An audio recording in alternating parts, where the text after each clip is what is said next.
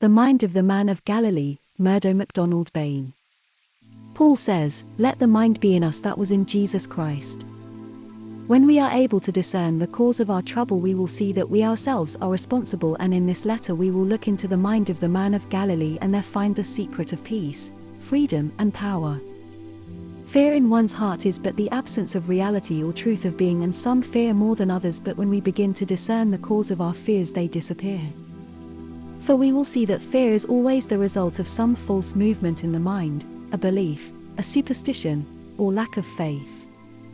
Yet faith is not so easily acquired as many people think. Faith is the result of understanding, and what I wish to do in this letter is to look into the mind of the Master and there see why there was no fear and why there was an abundance of faith. The world today is living in fear, fear of one thing or another. The history of man contains much slavery, brutality, and injustice. Someone a little cleverer, a little stronger than the rest enslaved his fellows for his own selfish ends. Man in the past has been the sport of kings, priests, and dictators. Through fear of starvation he was forced to cringe at the foot of the tyrant, and through fear of the unknown he was bound to the authority of his religious belief to which he was forced to conform, and through his ignorant craving he brought into being dictatorships based upon the policy that the state is all-important and the individual is of no consequence. But history has shown that no form of government can be lasting unless there is true justice for all. Individuals and groups of individuals can live comfortably in complete absence of the state. All the necessary work in the world is performed by individuals and not by the state. The state should be and is but a social department intended to secure and protect mankind, whereas dictators have reversed the natural order and imposed upon their victim a tyranny called the state, which has enslaved and tortured them. The man of Galilee showed that mankind was not here to be downtrodden.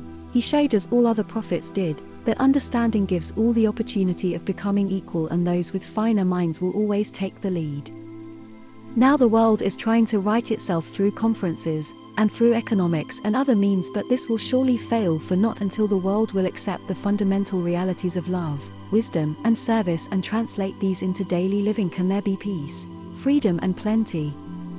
There is no use in crying peace, peace, when there is no foundation for a lasting peace.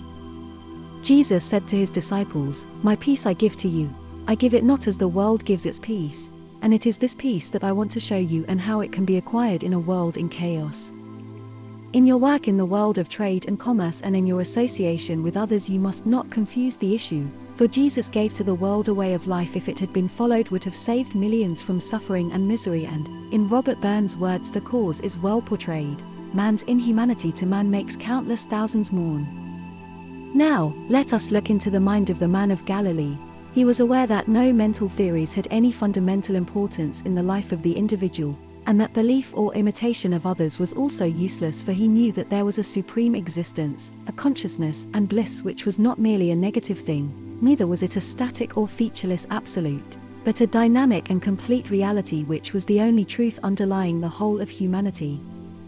In his recognition of this divine consciousness, he realized it not only beyond but here, and the acceptance of this divine guidance was his aim. It was not a mere mental theory, for by his own experience he knew that one who is in contact with the higher light can follow the way no matter how difficult it may be for the lower nature to follow. This was the basis of his teaching, so that all, no matter what or who they were or what they had done in their lives, good or bad, could come into this blessed realization of the presence of the divine within them, and with this understanding all that was false would be discerned and dissolved away.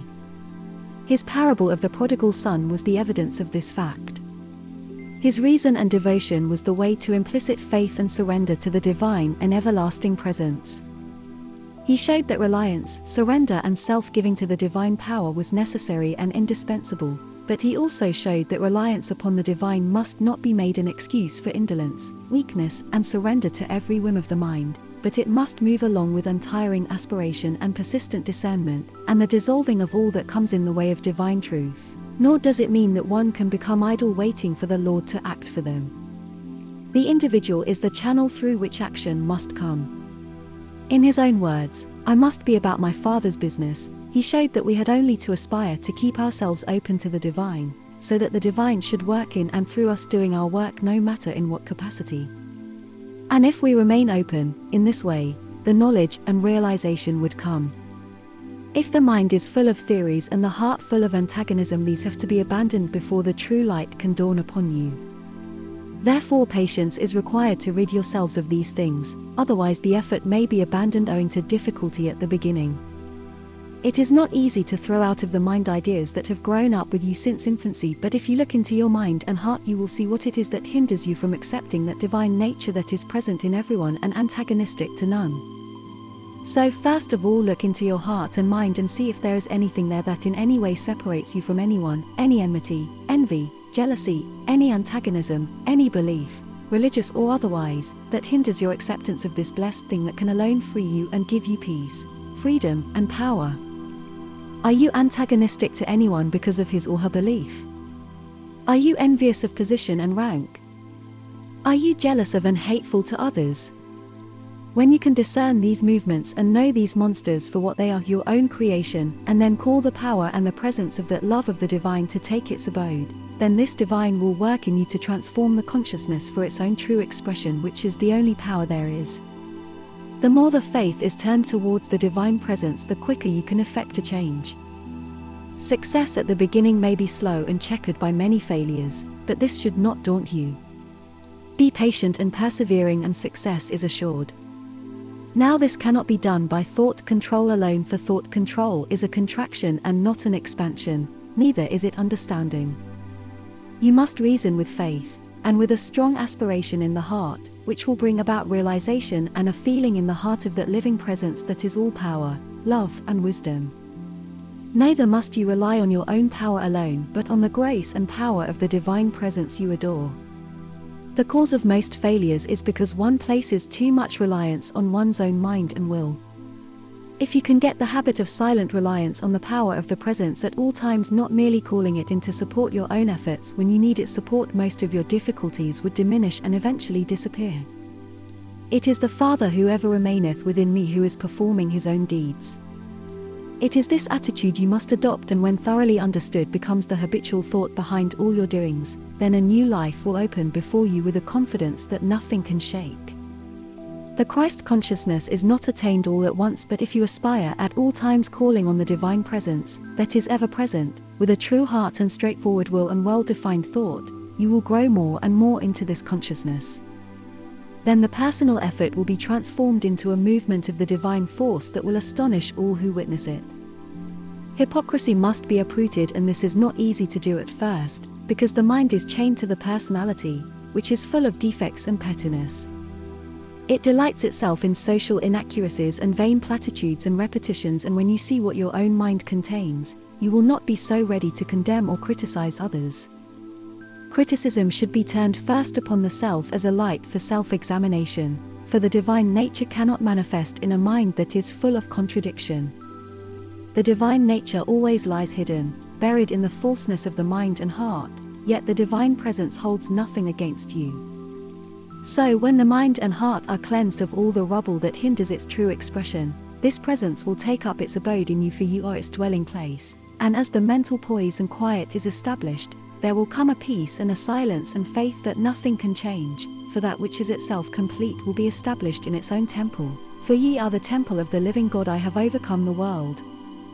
It is this presence that is established in the sanctuary of the silent healing power, and as you get more and more into the understanding of the great work that is being done, you will appreciate more and more these letters that are sent out to you.